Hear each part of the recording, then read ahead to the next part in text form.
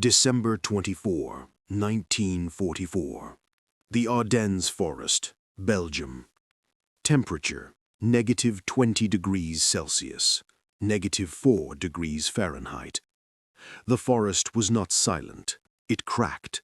The trees, frozen to their core, snapped like rifle shots in the bitter cold. SS Obersturmführer, Lieutenant Kurt Vogel, sat in his command half-track. He was part of Kampfgruppe Piper, the ruthless spearhead of Hitler's last offensive. His men were veterans. They had burned villages in Russia. They had executed prisoners in Malmedy. They feared nothing. Or so Vogel thought. He opened his leather-bound diary. His hand shook, not just from the cold, but from something else. He wrote, December 24, Christmas Eve. We are losing men, not to the American artillery, not to the cold. We are losing them to the White Death. Yesterday, Patrol 4 went into the North Quadrant to secure our flank. 6 men, experienced. They did not return. Vogel looked out of the window. The snow was falling heavily, erasing the world. We found them this morning, he continued writing. They were not shot. They were not blown up. They were arranged, sitting in a circle in a clearing, frozen solid. Their weapons were gone. Their boots were gone. And in the mouth of the patrol leader, Scharführer Klein, there was a piece of frozen meat, American spam. Vogel closed the book. He took a swig of schnapps. His men were whispering. They called it das Gespenst, the ghost. They said there was an American unit out there that didn't exist on any map, a unit that didn't take prisoners, didn't leave footprints, and hunted the hunters. The First Strike. The Convoy. December 18, 1944. A German supply convoy, 3 trucks and a Kubelwagen, was moving slowly through a narrow logging road. They were carrying fuel and winter gear for the 1st SS Panzer Division. The driver of the lead truck, Hans, was relaxed. The front line was 20 miles west. This was the rear area. Safe. He saw a snowman in the middle of the road, a crude pile of snow. Hans laughed. "Look, Fritz, the Americans play games." He slowed down to drive around it. As the truck passed the snowman, the snow stood up. It wasn't a snowman. It was an American soldier covered in a white sheet. Before Hans could scream, a trench knife smashed through the side window glass and entered his neck. The truck swerved and crashed into a tree. From the snowbanks on the left and right, white shapes rose up. They didn't yell, "Hands up." They didn't fire warning shots. They fired silencers. No, they used crossbows. Miller had found a hunting lodge looted by Germans. He took the crossbows, silent, reusable ammo. Thwip, thwip. The German guards in the second truck took bolts to the chest. They fell silently into the snow. The third truck tried to reverse. Miller was there. He jumped onto the running board. He held a Colt 45. Bang, bang. The convoy was secure. Miller whistled. His men emerged from the woods like wraiths. They were gaunt, eyes wild. "Stripped him," Miller ordered. "Take the boots. Take the coats. Take the food. Burn the trucks." Within 20 minutes, the convoy was a burning wreck. The Germans found the bodies the next day. They were naked, frozen, and stacked like firewood. On the side of the burning truck, written in soot, was a message: "Ghosts are cold." The legend grows. December 20th, 1944. The rumors spread among the German troops. Don't go into Sector 7. Why? Because the White Death is there. General Sepp Dietrich, commander of the 6th Panzer Army, was furious. His supply lines were bleeding. Fuel trucks were vanishing. Patrols were disappearing. He ordered a Jagdkommando, hunting group, to sweep the forest. 50 elite trackers with dogs. The dogs found a trail. They led the Germans to a ravine. The German commander peered over the edge. He saw footprints leading into a cave. "We have them!" he shouted. "Attack!" The Germans charged the cave, firing MP-40s, throwing grenades. They stormed inside. The cave was empty, except for one thing. A single American helmet sitting on a rock. Under it was a grenade with the pin cold, held down by the weight of the helmet. The first German soldier kicked the helmet. Boom! The booby trap triggered a massive rockfall. The cave entrance collapsed, burying 15 elite German hunters alive. From the ridge above, Miller watched. He was wearing a German officer's greatcoat dyed white with lime. He didn't smile. He just marked a notch on his rifle stock. 23, he whispered. The Witness. December 22nd, 1944. A group of American POWs, prisoners of war, was being marched east by the SS.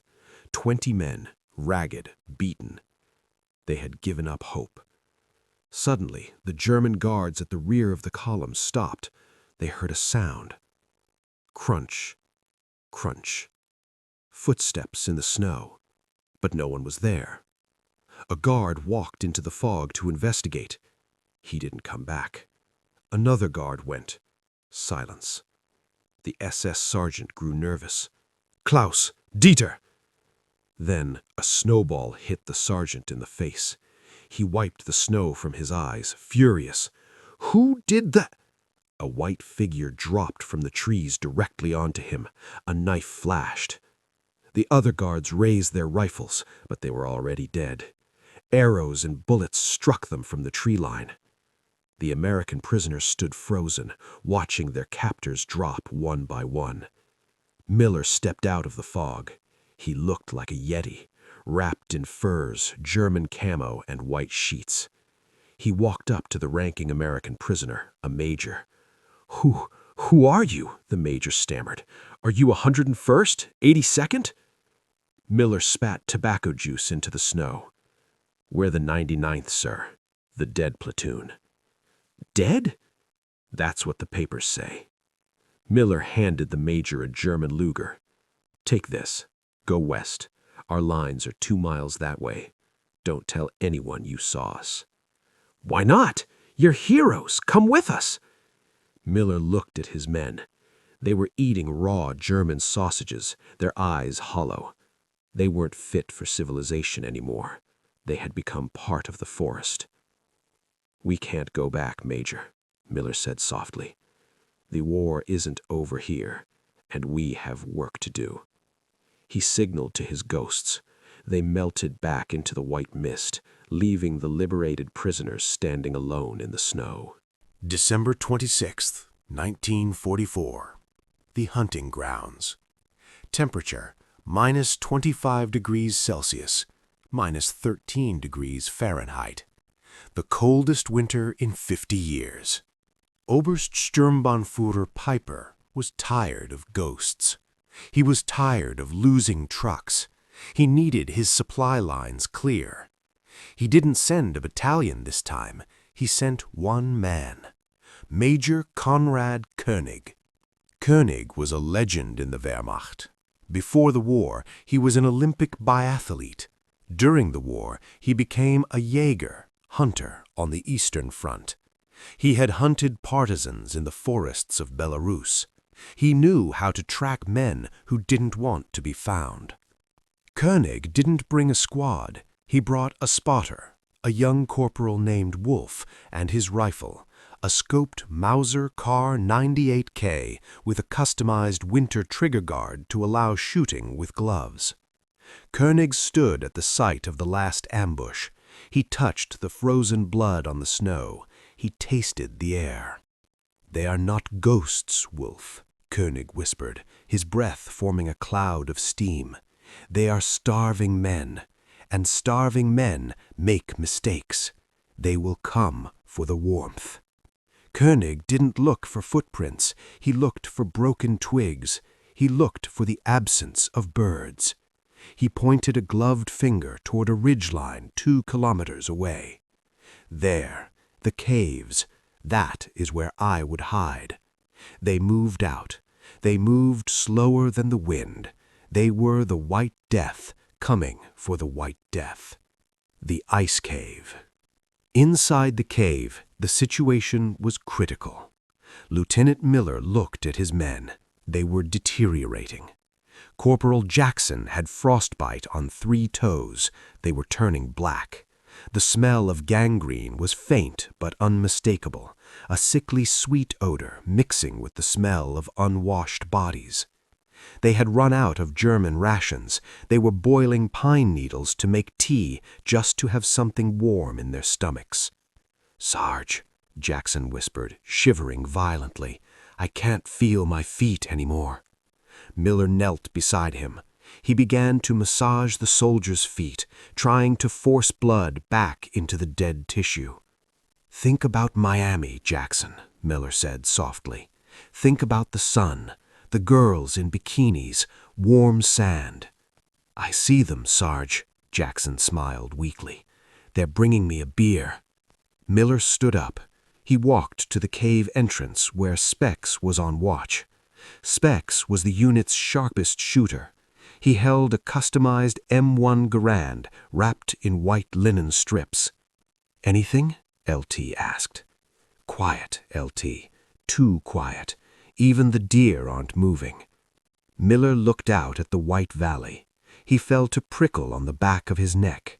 It was the instinct that had kept him alive this long. "Someone is watching us," Miller said. "Get everyone back from the entrance, now." The trap. Major Koenig lay prone on a ridge 800 yards away. Through his Zeiss 4X scope, the cave entrance was just a dark smudge in the white cliff. He couldn't see the Americans, but he knew they were there. "Heat waves," Wolf whispered, looking through his spotting scope. "Heat shimmer at the mouth of the cave. They are breathing inside." Koenig adjusted his elevation turret. Click, click. Range, 750 meters. Wind 5 knots from the east. It was a long shot, a difficult shot. Koenig didn't want to just kill one. He wanted to flush them out. "I will shoot the rock above the entrance," Koenig whispered. "The ricochet will panic them. When they run, we kill them all." Koenig exhaled. His heart rate slowed to 40 beats per minute. He squeezed the trigger between heartbeats. Crack! The sound of the rifle shot took 1 full second to cross the valley. The bullet slammed into the rock face inches above Speck's head. Stone shrapnel sprayed his face. "Sniper!" Speck screamed, diving back into the shadows. "Hold!" Miller roared. "Nobody move! Do not run!" If they ran out of the cave, they would be black silhouettes against the white snow, easy targets. Miller crawled to the edge of the opening. He scanned the opposite ridge. He saw nothing, just trees and snow. "Where is he?" Miller hissed. Crack! A second bullet hit the cave floor, kicking up dust. The angle was steep. "He's high," Miller calculated. "The north ridge, 800 yards. This was a duel of mathematics. The German had the high ground and the optics. The Americans had desperation. The decoy. "Specs," Miller whispered, "I need you to take a shot, but I have to give you a target first." "I can't see him, LT." "You will," Miller said. Miller took his helmet. He put it on the end of a stick. "Jackson," Miller turned to the wounded corporal, "can you move?" "I can crawl, sir." "Crawl to the left side. Make noise. Rattle your canteen." Jackson nodded. He dragged his frozen legs across the stone floor, banging his metal canteen against the rocks. Clank, clank. On the ridge, Koenig heard the sound. He shifted his scope to the left. He saw movement, a helmet rising slowly. "Target," Wolf whispered. Koenig fired. Crack! The helmet flew off the stick, spinning in the air, a perfect hit. "Got him," Koenig smirked. He cycled the bolt. But in that split second, while Koenig was racking the bolt, his muzzle flash had given him away, a tiny puff of smoke against the green pine trees. Specs saw it. "Gotcha," Specs whispered. He didn't have a scope, he had iron sights, but he had been hunting squirrels in Kentucky since he was 5 years old. Specs adjusted for the drop. He held his breath. Blam! The M1 Garand kicked. 800 yards away, Major Koenig suddenly jerked backward. The .30-06 round didn't hit his head, it hit the scope of his rifle.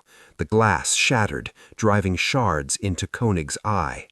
Koenig screamed, rolling away from the edge, blinded and bleeding. "We're blown," Wolf yelled, grabbing the Major. "We have to move." Back in the cave, Miller watched through binoculars. He saw 2 figures scrambling away into the deep woods. "You missed, Specs," Miller said. "I hit his glass, sir," Specs grinned. "He won't be shooting straight for a while." "Let's move," Miller ordered. "They know where we are. We're burning this cave. We're moving out." The Leviathan. They moved south, deeper into enemy territory. They were walking into the heart of the German beast. Night fell. The temperature dropped to -30 degrees Celsius. They needed shelter, but instead they found something else. Ghost Miller signaled for a halt. He sniffed the air. "Gasoline," he whispered. "Lots of it." They crept up a snowy embankment and looked down into a valley hidden by camouflage nets. What they saw stopped their hearts. It wasn't a camp, it was a dragon's horde. Thousands of 55-gallon drums were stacked in pyramids. Fuel trucks were lined up bumper to bumper. Massive tanker trailers were parked under the trees. "It's the fuel depot," Miller realized. "This is Kampfgruppe Piper's blood supply." The German offensive had stalled because they were running out of gas. Their Tiger tanks were thirsty beasts. This depot was the only thing keeping the German advance alive. If this fuel reached the front, the Germans would reach Antwerp. If it was destroyed, the tanks would become steel coffins. But the depot was guarded by a fortress. Searchlights swept the perimeter. MG-42 nests were positioned every 50 yards. Patrol dogs barked in the distance. There were 28 Americans. There were at least 500 Germans down there. Miller looked at his men. They were freezing, starving, and half dead. "We can't fight them," Miller said. "We can't win a battle." "So we leave?" Jackson asked, leaning on a makeshift crutch. Miller looked at the millions of gallons of gasoline.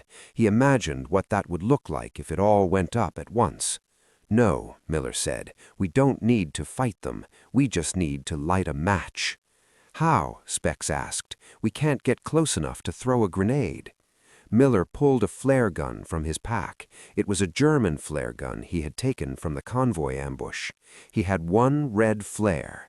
"We need to get to that ridge." Miller pointed to a rocky outcrop directly above the fuel dump. "It's suicide. Once we fire, every gun in the valley will turn on us." He looked at his men. "This is it, boys. This is why we didn't die in the ambush. This is why we're still here, to burn this down." The men nodded. There was no fear left in them, only the cold determination of the dead. "Let's go warm up," Jackson said.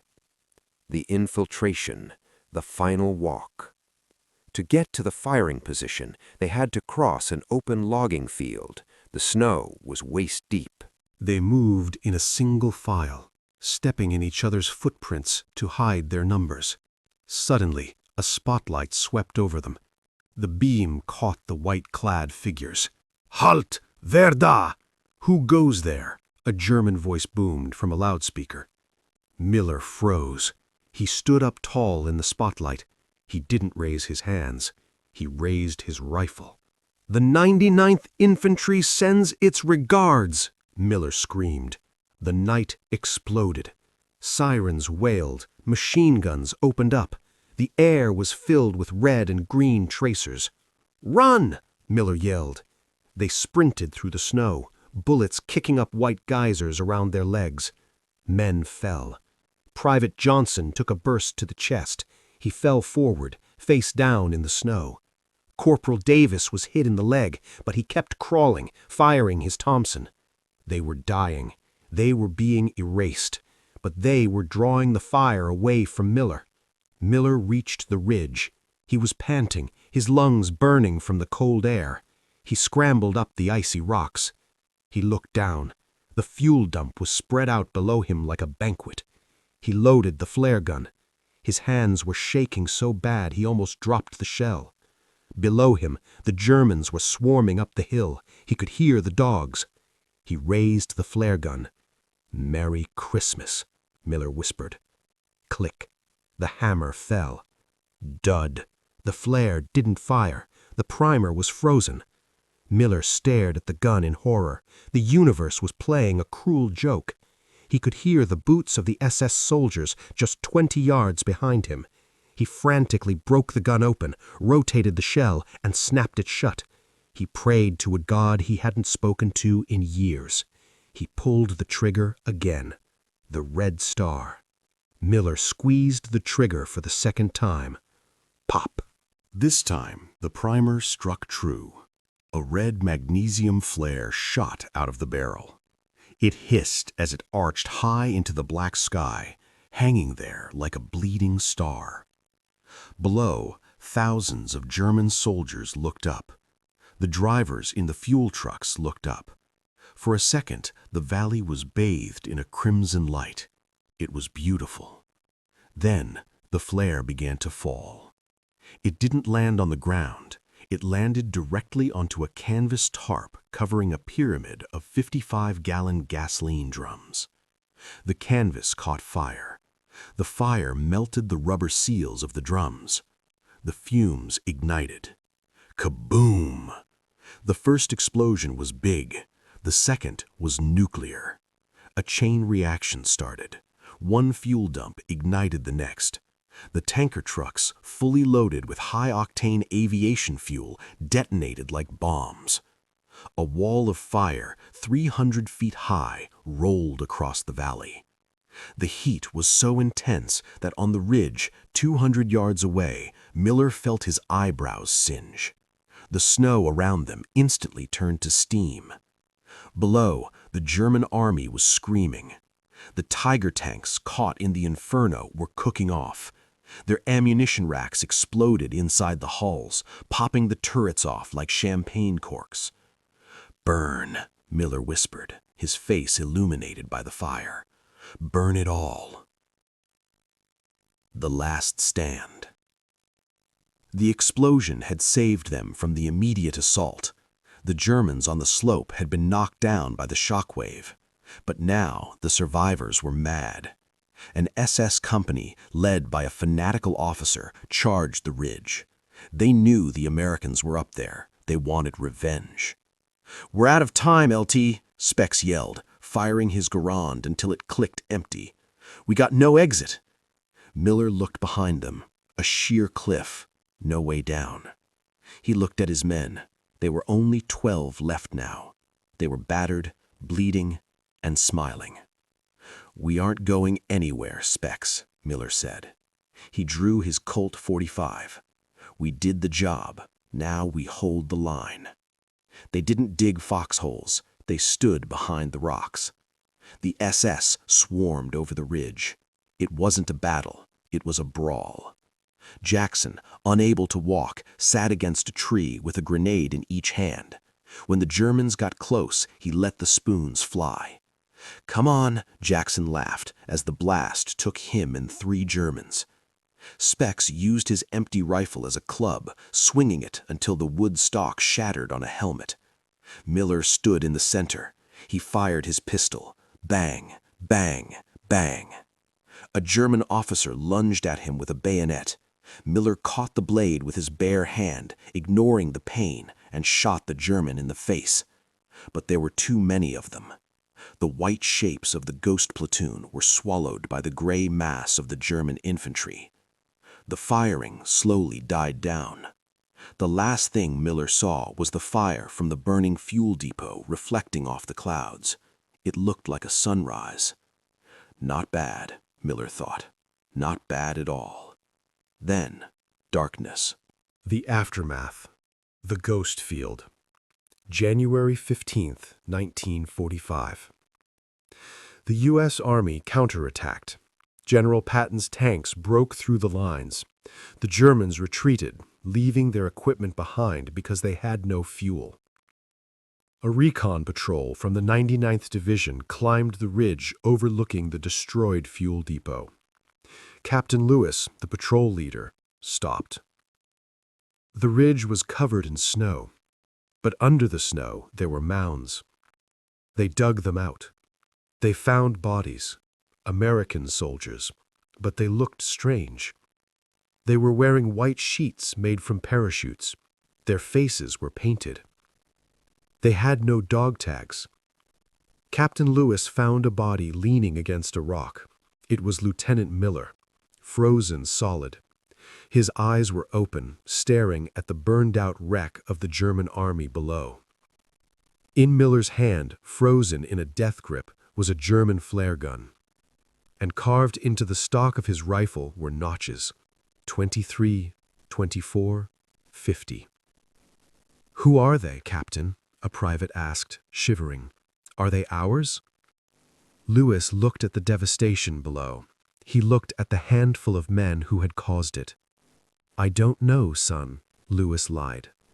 "There are no records of a platoon operating this deep. They must be ghosts." Lewis ordered his men to leave the bodies. He didn't call for a burial detail. The snow began to fall again, covering Miller and his men, burying them back into the landscape they had conquered. They became part of the forest. Epilogue. The Interview. Berlin, 1995. 50 years later. An old man sat in a wheelchair in a nursing home garden. He wore dark glasses over his eyes. One eye was glass, the other was milky with age. The interviewer, a young American historian, adjusted his microphone. "Herr König," the historian asked, "you were a legendary sniper. You survived the Eastern Front, but you lost your eye in the Ardennes. What happened?" Konrad König smiled.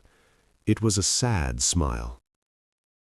"I did not lose it to a bullet, young man. I lost it to a ghost." "A ghost?" "The White Death," König whispered. "We thought they were a myth, a story to scare recruits, but I saw them. I hunted them." He touched the scar on his face. "I had him in my sights, the leader, but he was faster. He didn't have a scope. He just had instinct." "Did you ever find out who they were?" the historian asked. König shook his head. "They were not men. Men freeze. Men surrender. Men die. These things, they just disappeared into the white. Sometimes when it snows, I can still hear them walking." König turned his head toward the trees at the edge of the garden. "Listen," the old man whispered. "Can you hear the snow crunching?" The camera pans to the trees. There is nothing there, just the winter wind. The end.